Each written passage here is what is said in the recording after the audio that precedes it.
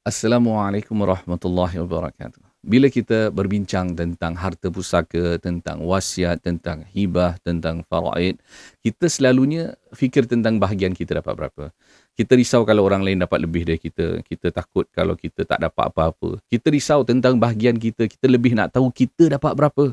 Tapi bila disuruh bawa bertenang, kita cakap tentang hukum Allah, ini hal ehwal berkaitan dengan hukum akam Allah, kita kata tenang, ada waris yang fardu, ada waris yang asabah, ada zawil arham. Kita nak kena bincang ni semua. Tapi kita mungkin tak peduli ni semua. Apa ni semua ni? Tak adil. Kasih aku bahagian sama rata lah.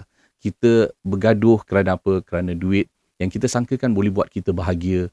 Kita sakit hati kalau orang dapat lebih dan kita kata zalim lah, tak adil lah. Kita kena ikut hukum kita.